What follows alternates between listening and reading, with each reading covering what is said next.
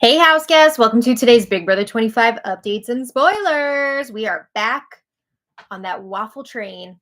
Our house guests of the day are Leslie, Zaragoza Taylor, and Traval. Thank you both so much for the support. We could not do this without you, and we appreciate it so much. So thank you again.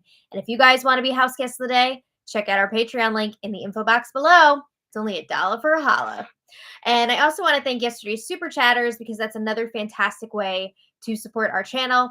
Mary Ellen L, Korean, Australian, Sibong's online fam. I hope I said it right this time. Alex Paredes and True Teddy. Thank you all so much for your super chats yesterday. We really appreciate it.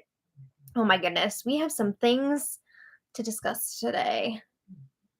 Things are very fluid right now. Whoa. So when we left off yesterday, they had the power veto ceremony. Cameron used the power veto on himself, of course. And then after tons of debate, Jag was put up as the replacement nominee, right? We saw a few different options floating around. America, Jag, Bowie, all in the mix to be replacement noms. But ultimately, Cirie, not the HOH this week, but Cirie decided that Jag needs to go, right? He's been running around too much ever since he was saved by the power of invincibility. And yeah, he's got to go. He's trying to make alliances with people that are not Cirie, Izzy, and Felicia. Don't you know there's a rule? They have to be in every single alliance. It also got back to Cirie, Izzy, and Felicia via Red that Jag does not trust them anymore since they voted him out, right? And they were shady about it. So I gotta say, Jag did this to himself, right? He should have saved all that scheming for after the nominations were locked in for the week, because he was not really supposed to be the target this week after he was saved, and then he was doing too much. Too many conversations with too many people. So Jag did not realize he was the target at that time. He was convinced by the Seven Deadly Sins Alliance to go up as a pawn against Red. Oof. It was weird too, because Blue was the one that suggested it. And like, aren't you supposed to be Jag's #1 ally?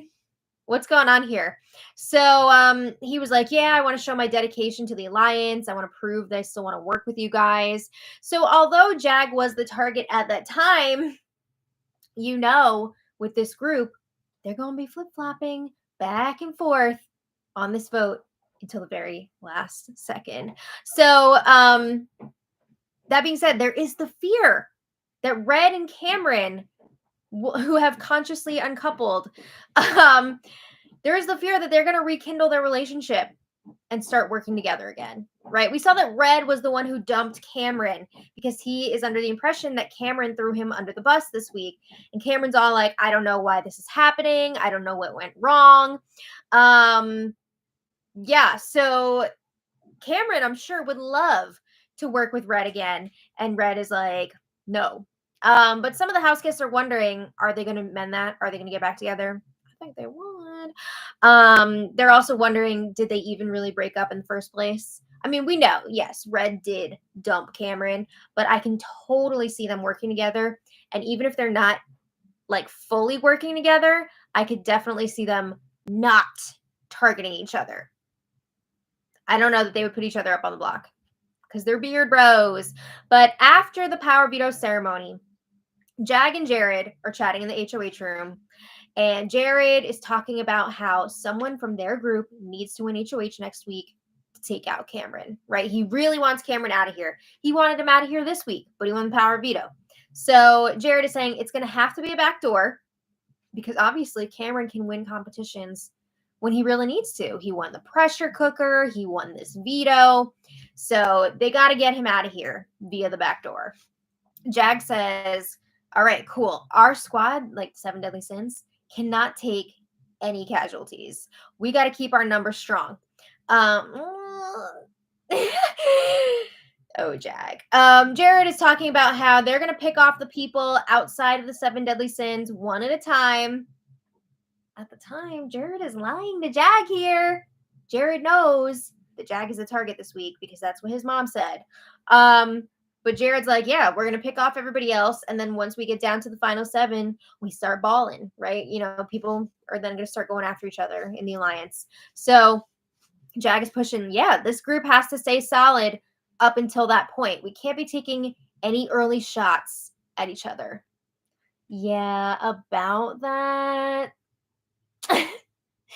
They're looking at you. Okay, so Jared's like, well, I don't see anybody in the 7 taking a shot at anyone else in the group yet. And then he says, unless someone in the group does something to make themselves a target. So you see Jared is kind of like slyly setting up his out here to eventually be like, Jag, you made yourself a target, so that's why we're taking you out, right? He has to have some sort of an excuse for why he would be targeting Jared, why he'd be targeting Jag when they're supposed to be in an alliance together.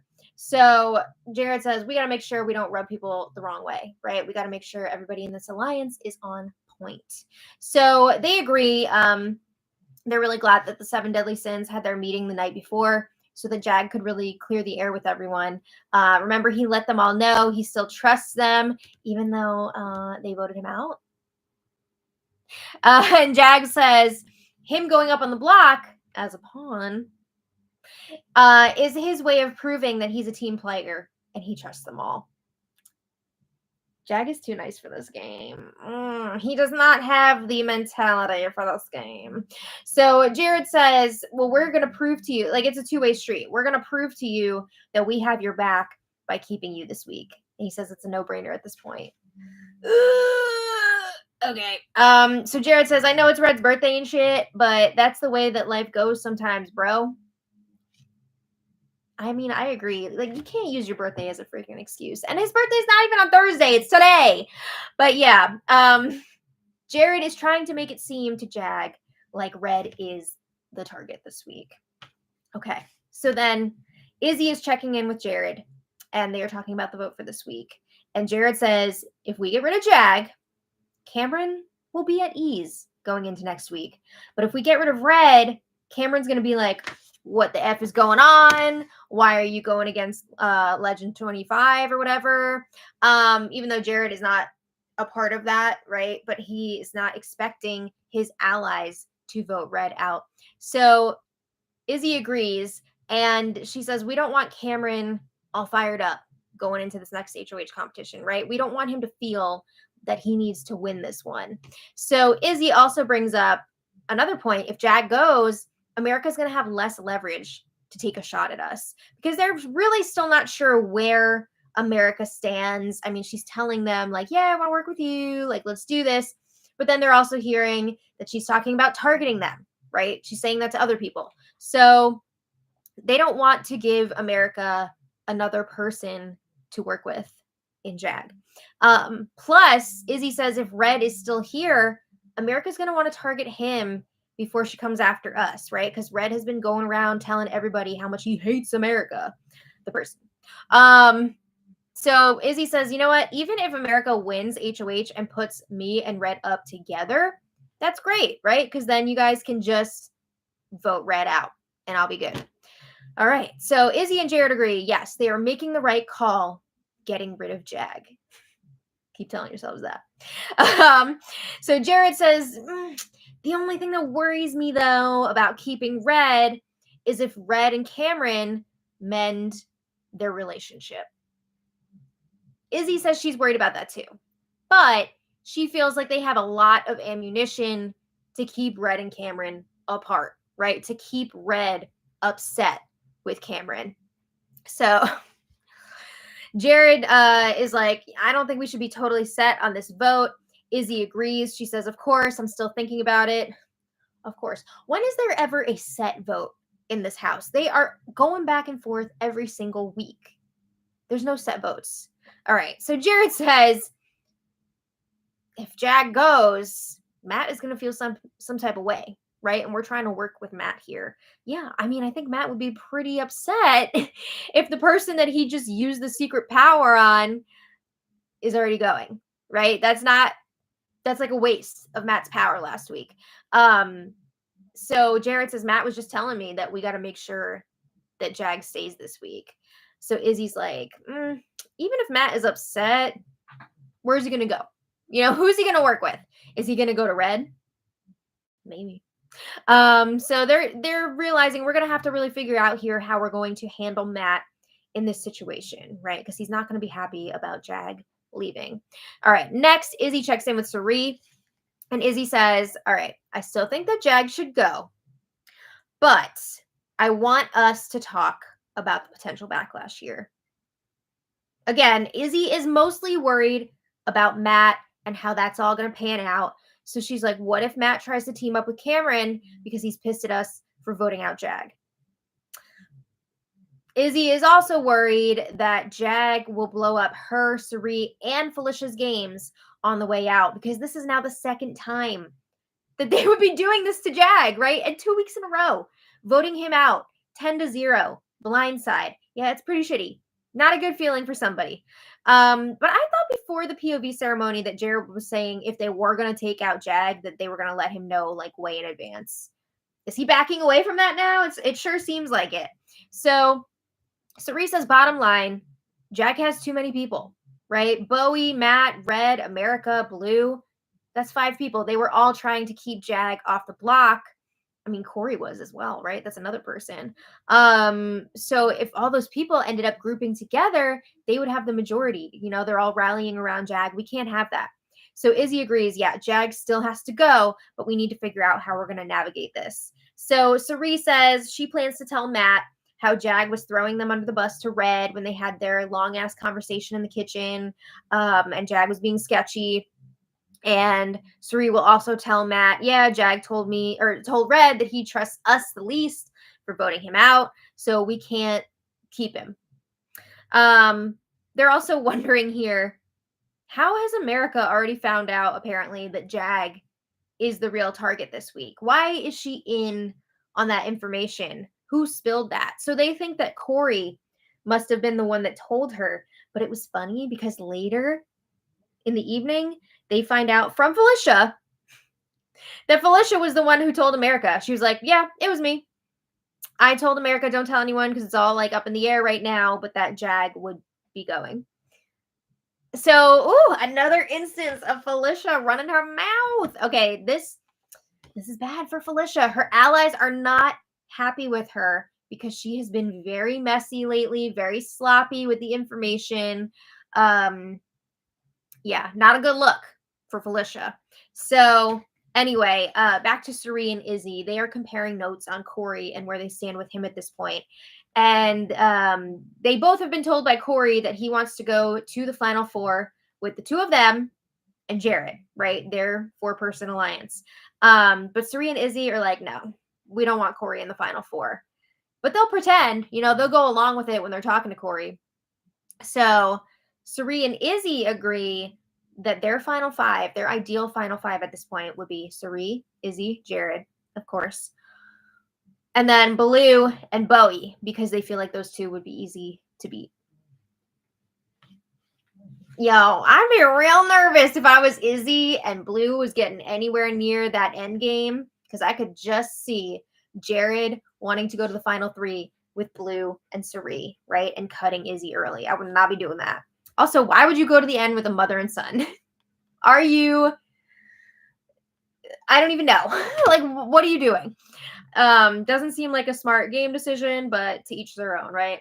So anyway, back to this week. They agree they still want Jag out, but they need to keep it on the down low for now, right? They don't need that information getting out to everyone. All right. So then a little later, Sari and Matt are chatting in the comic spread room, and Matt is talking about how badly he wants to win this HOH. He wants to be the one to backdoor Cameron. I get the vibe here that a big part of the reason why he wants to be the one to take out Cameron is because Cameron was the one that spilled about Riley running things and all that. Why does it have to be a Riley thing? But anyway, Matt says Cameron would never expect it coming from Matt because Cameron feels super comfortable with Matt right now. So Sari and Matt talk about how Felicia's got a big mouth. She talks too much. And Matt is afraid that all of Felicia's talking is going to ruin the 7 Deadly Sins alliance. Something else might ruin that alliance, like if they vote out Jag. I think that might be upsetting for you. But also, it's funny because Felicia at this point has to be reminded every few hours who's in what alliance because she can't keep it straight at this point. I've seen so many conversations where she's like, who's in that one again? Like, can you name off all the people? So yeah, there's a good chance that she is going to mess things up here with her talking. But Matt says, with Felicia doing what she's doing, he doesn't blame Jag for being nervous up on the block, right? So Cerie's like, well, we've got to work on keeping Jag here. And at this point, Cerie is lying right to Matt's face. Her son, Matt Fields, yeah, she's lying to him. I believe Matt knows at this point via America that Jag is the real target this week. So does Matt care that Cerie is lying to him, or is he just going to remain a faithful rat to her? It seems like he's going to remain loyal to Cerie, which is wild because this is like not the first lie that he's caught Cerie in. But Cerie says, I'm going to listen to what everyone has to say, but my goal is to keep Jag. All right. That's a lie. A little later, Cerie and Izzy discuss plans for next week in the comics bedroom. And Izzy's like, what are we going to do if we win HOH? Now, of course, they agree. If they win, they want to backdoor Cameron. But if they're going for the back door, that means they need 2 people sitting up on that block before the veto, right? So Izzy says she would put up Blue, no questions. It would be really good for optics, right? Make it look like they're not working together. But she's having a tough time deciding on her second nominee. So she's saying, I wouldn't want to put up America because I'm really trying to nurture that relationship with her. Also, let's be real, America would definitely be chaotic up on the block. She would definitely spiral, and Izzy doesn't want to have to deal with that. Also, if America's up there freaking out, people might change their minds and not want Cameron out anymore. They might want to just take out America, right? But the goal next week is to take out Cameron. Izzy says she's also working on her relationship with Red, so she would not want to put Red up on the block. So she's like, who do I put up? Bowie Jane? Could we make that work? Is she going to be pissed? What's the deal? Cerie is like, maybe not Bowie, maybe Matt as an option. Not to be a target, but he did volunteer this week for Jared to go up on the block if necessary. So Cerie is saying Matt could win the power veto and pull himself down. So like that could be an option. We could talk to him about it. Izzy's like, all right, going back to the Red thing, maybe we could talk to him about being a pawn and like frame it as you're going to be part of taking out Cameron. Like this will be great for you. And Cerie's like, Red's not going to want to do that. He's not going to want to be a pawn. But in the end, he would probably go along with what the group wants, right? But he's not going to be happy about it. So Cerie is like, I think you should probably try Matt before you try Red. Also, maybe try winning the HOH first. But anyway, they're going to think about it more. They've got time, right, to figure out what they would want to do. Maybe they'd get some volunteers. Who knows? But again, their goal would be to backdoor Cameron. Okay, so later, Cerie checks in with Red in the kitchen. I feel like Red is in the kitchen 80% of every single day. But Cerie tells Red, we have the votes to keep you, and I'm doing everything that I can to keep this on track. Red's like, that's awesome. Red is also nervous, though, that Felicia is going to want to take out the bigger competitor, meaning him. And Cerie says, F that. This isn't the Felicia show. Oh, okay. So Red and Cerie are hugging. They're exchanging love yous. And Red says, even if something happened and Cerie couldn't keep the votes together this week, and like Red's evicted, he won't hold it against her. He would have just as much love for her as if, he stayed. So Cerie says, I don't even want to talk like that. This is a must situation. We got to make sure you stay. So let's not worry about that. Okay. So a little later, Jag and Matt were trying to put together a dinner date for the 2 of them and Cerie and Izzy. And Corey was going to be there like waiter, maitre d'. Okay. So the food planned for this menu, we've got chips and salsa, we've got PB&J, quesadillas, ice cream. This is not a very cohesive menu. But Corey gave them the idea, like, wouldn't it be funny if you put like rings in the food, like you're like proposing to them or something? it sounded really dumb. But this whole thing sounded dumb. But the guys want to use this opportunity, this dinner date, to talk game with Sari and Izzy. So they're like trying to get it all set up. They're like gathering materials, and Big Brother said, F yo dinner. The dinner didn't happen because the feeds went down for a Labor Day party for everyone for a few hours. So they got food, they got a little bit of alcohol, they had some music. Okay. And then the feeds returned to Bowie and Red playing pool. And Red tells Bowie, I'm going to do what I can to make sure that you're set up well, just in case I leave this week. I don't know if there's going to be any helping Bowie in this game. There's just a freaking cloud over Bowie. People do not want to work with her. Any little thing that she does, people freak out. But anyway, Red says, we can't trust Felicia at all. And Bowie says, oh, I don't. And Red says, Sari doesn't trust Felicia. Jared doesn't trust Felicia. I want to hear more about this. So America comes out. She breaks up that conversation. But Red and Bowie chat again a little later in the kitchen, of course. So Bowie tells Red, don't be paranoid. You know, some people are working on birthday plans for you right now. So I don't want you to think that they're plotting against you. And Red's like, no, I'm not worried. You know, I'm over worrying at this point. Whatever happens, happens. But Red does say, I think that Felicia is trying to orchestrate a vote flip against me. Where exactly is this all coming from? I mean, I don't know who she said to what that's making Red think that she's going to try and flip this vote. But yeah, he's like, Sari told me that she's doing everything that she can to keep me. She's got that Sari mist. I mean, yeah. At this point, Red was saying, right? Sari was being honest with him, but also like Red is under Sari's spell. So Red says, if I go, I'm going to out both Felicia and Cameron and their games, you know, on my way out of here. Oh my God. I wonder what he would say. He says he will head out of the house with his head held high because he knows that he played this game with integrity. All right. So Bowie's like, I think you should be fine. You know, of course, everything changes in this house in like 3 minutes, but you should be fine. I will investigate just to check for you, but I think you're going to be okay. All right. So nothing too crazy happened for the rest of the night. I do want to mention, because I don't think I've mentioned this yet. Corey and America have been sleeping in the same bed for the last few nights. Oh my God. No hanky panky though. I don't think there's even been one kiss yet between these two from what I've seen. I do know that the two of them were both like, I told myself before I came in here that I would never go past kissing. So even if there is a kiss at some point, they're saying that's going to be it. So we'll see. But yeah, they've been sharing a bed. Oh my God. All right. So today, Felicia, Sari, Izzy, and Bowie were all up early to deliver breakfast in bed to the birthday boy. Happy birthday, Red.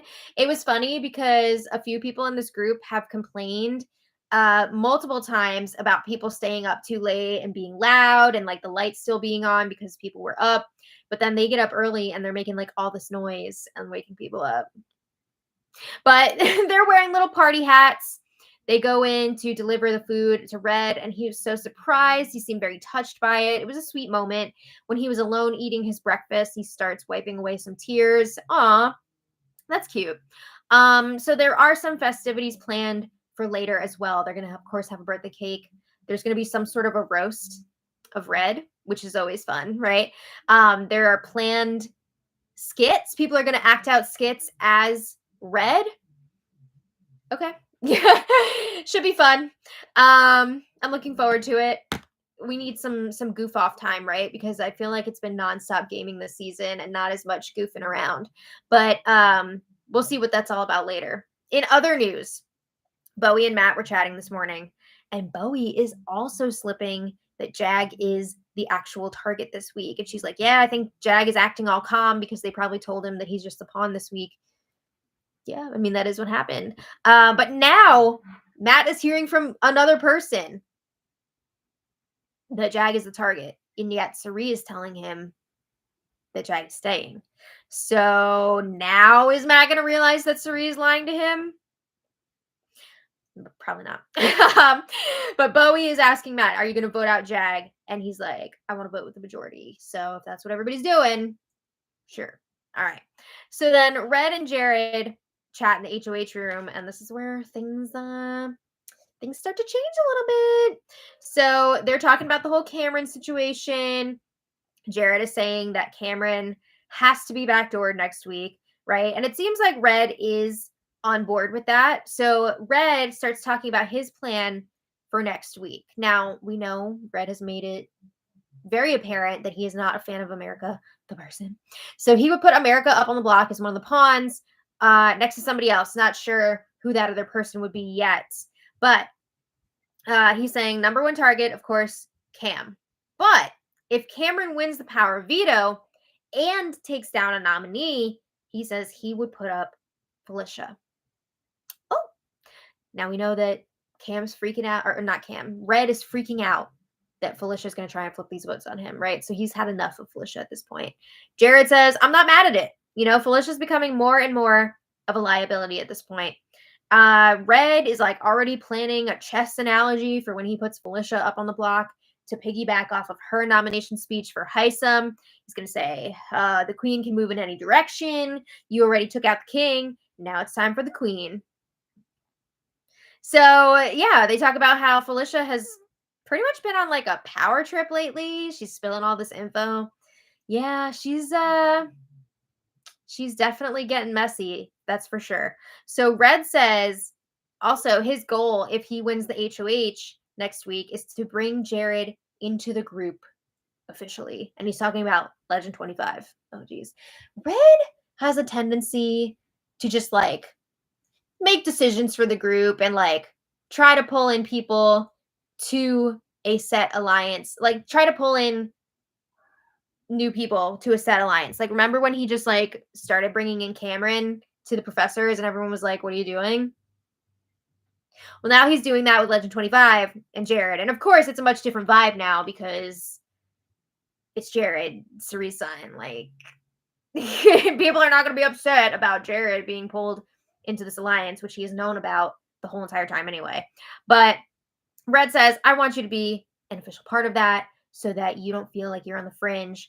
He says, I can't make that same promise for Blue, though, right? We can't really pull her into this alliance. And Jared says, I get that. Blue and I have different relationships with people throughout the house, blah, blah, blah. They're not really like playing their games together. They're on opposite sides, whatever.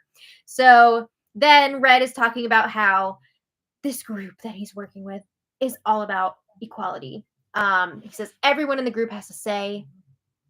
No one goes off and does anything without everybody's permission. Did you get everybody's permission to bring Jared into this alliance? But he says that Felicia has gone against that twice now. And he says that is why Felicia is raising so many eyebrows in our group. He's got a lot to say about what Felicia's doing. So after this conversation, Jared is bugging out. He's talking to Izzy in the HOH room. And Jared says he's starting to reevaluate things with this vote. He's worried that Red and Cameron are going to mend their relationship, right? We've already heard this fear come up a few times, but now he's like really concerned about it. He says, I was just talking to Red before, and Red was talking an awful lot about targeting Felicia next week, like way more than he was talking about targeting Cameron. I mean, yeah, he's already thinking about the nomination speech for when he puts Felicia up on the block. I don't hear a nomination speech for Cameron. So he had a lot to say about Felicia. So then Cerie joins them. Jared's like, I'm getting nervous. He also brings up that Red kept trying to get more information on what exactly Cameron was saying to throw him under the bus this week. He wanted confirmation on like whether or not that really happened. What was the wording? So Jared is like, why is he asking all these questions? He may be thinking about working with Cameron again, right? He's kind of like he's testing the waters to see if maybe there was a miscommunication or something. Maybe he could work with Cameron again. And Jared says Cameron and Red may never be like best friends again in here, but it does seem like Red is looking for reasons or like excuses to work with Cameron again. It does seem that way. So Cerie's like, I don't think that Red's going to go back to Cameron because Red now knows that everyone dislikes Cameron. And Red is not going to want to attach himself to that, even on a game level. So then Felicia comes in, and they're all talking about how they feel good that, Red is trying to bring Jared into the Legend 25 alliance. They feel like that's a really good sign. It seems like Red is replacing Cameron in the alliance with Jared. So at first they're like, yeah, we're going to stick with the plan and we're going to evict Jag. But then Cerie's like, all right, I'm going to go because I don't want it to look bad that we're all in here or whatever. But you guys keep talking. So Felicia, Jared, and Izzy keep talking about this whole thing. And Jared just can't shake the fear that Cameron and Red are going to get back together. And they're going to target the For Real group, right? So Felicia's like, well, the only way that we can guarantee that that doesn't happen is by voting out Red. So during this whole conversation, they're trying to get Jared's opinion on everything, right? And he's all like, I don't have a vote this week. He doesn't want to be the one to say, like, let's take out Red instead. But yeah, eventually they're all saying, could be better to take out Red. Jared says that Cameron will be nothing without Red. But again, he's not voting. So, it's not his decision. But they are now leaning towards keeping Jag and voting out Red. Happy birthday, Red! They figure if Cameron and Red get back together and start steamrolling and winning all these competitions, they're effed, right? They feel better keeping Jag and Blue together than keeping Cameron and Red together. Cameron and Red have proven that they can both win competitions.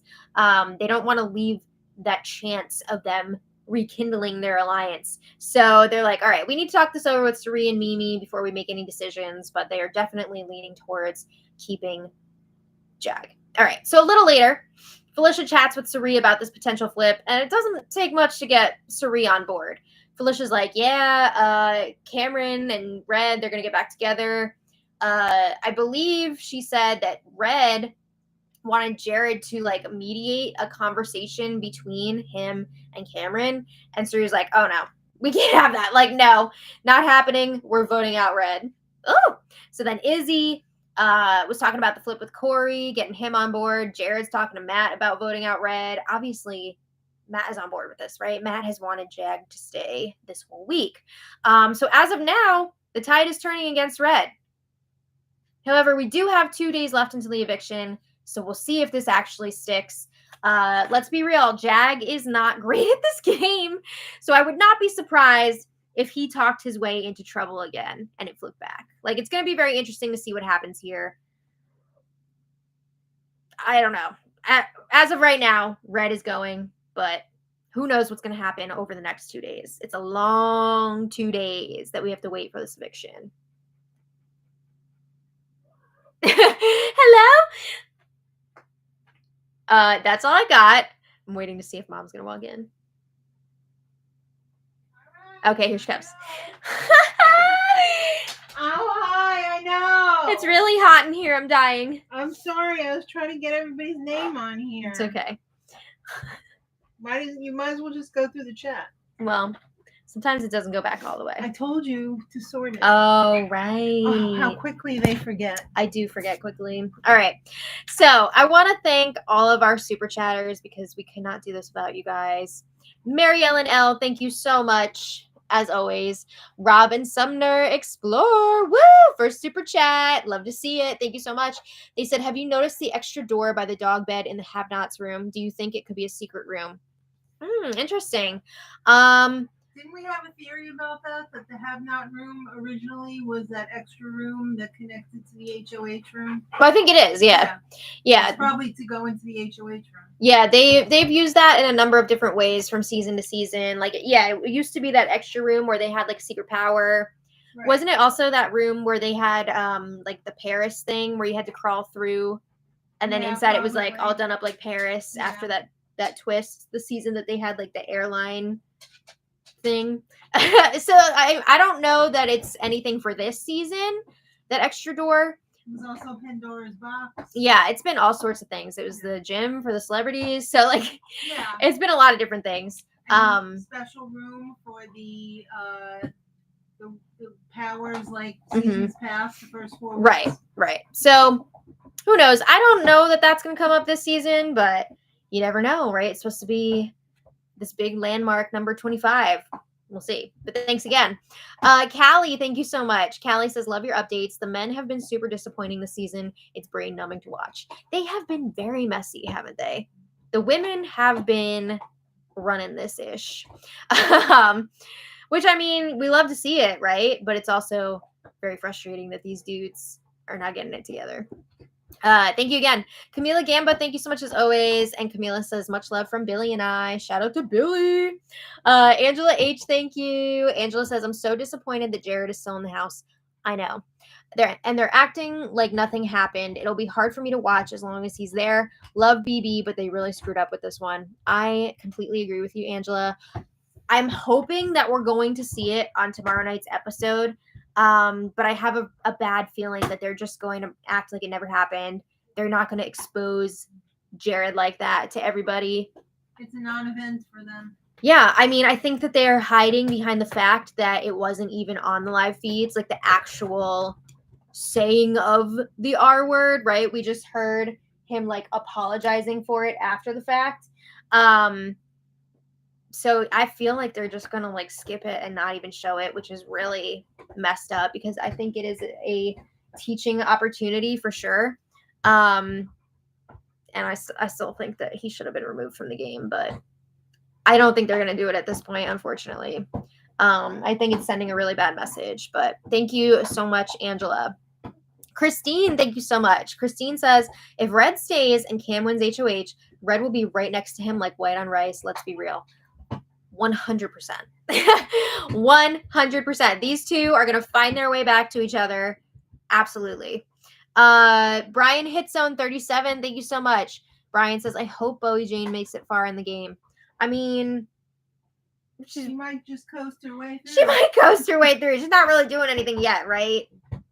She might just slip under the radar because most people are like, oh, I don't want to waste my week on taking out somebody like Bowie Jane. She could be like a Victoria. Yeah. I don't see her having like any chance of winning because I don't think people take her seriously in this game. But I do see her making it far for sure. Especially now that Izzy, Jared, and Sari are saying they want her in the final 5, right? So, yeah, a goat. Not the goat, but a goat. Jack D65, thank you so much. Don MH302, thank you so much. Bravo to you. We really appreciate your support. Right, Lamb? Jessica Noe, thank you so much. Jessica says, thanks for the great spoilers. I love Sari on Survivor and Traitors, but I'm hoping for America to win to take a shot. Not sure who I want to win, but Jared and Cameron, it's a no for me, dog. Blech. I know, right? I'd love to see a little fire lit under the field's butts. Yeah, I feel like they've had it too easy at this point. I want to see them challenged a bit for sure. And I'm a big Sari fan, but like I want to see her like earn it. Yeah, for sure. Yeah, Jared and Cameron, let's get a double eviction and like get both of them out of here because I'm over it. Thank you again, Jessica. Laura Dalton, thank you so much. Esther Rodriguez, thank you so much. It's Esther's first super chat. Woo! Esther says, love your updates. Who is your favorite house guest this season? Oh, first of all, thank you so much. Favorite house guest this season? I guess like... Who do you hate the least? No, I don't hate all of them. I guess favorites would be Corey and America. But... I worry for America because I think she's a little bit sloppy, but I also feel like she is being targeted because she's one of the few people that sees what's going on with Sari, Izzy, Felicia, and she would actually do something about it. But I think they are definitely some of my favorites this season. I was liking Matt, but I feel like Matt's the rat. He's Matt the rat, and not in a good way. So, trying to think, am I missing anybody? I don't know. Those are my favorites right now. But let us know who your favorites are. Autumn Pond, thank you so much. Justin Tanner, thank you so much. Justin says, hey, Maddie, do you think this season is on its way to be the next BB22? I mean, it's kind of looking that way so far, right? Sari has been so dominant and like everything that she says happens, basically. Like everybody listens to her. So it definitely has that feeling. But I'm hoping that there will be some shakeups along the way and we'll get some more interesting stuff happening. Autumn Pond, thank you again.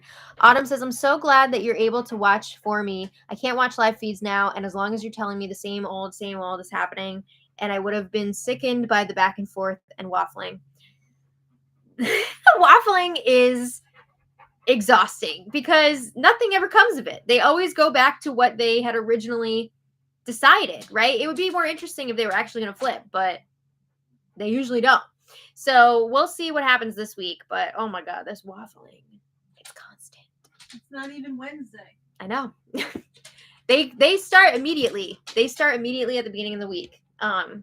With the nominations, with the veto, the vote, like it's nonstop. It's exhausting. But yeah, I'm glad we can go through it together.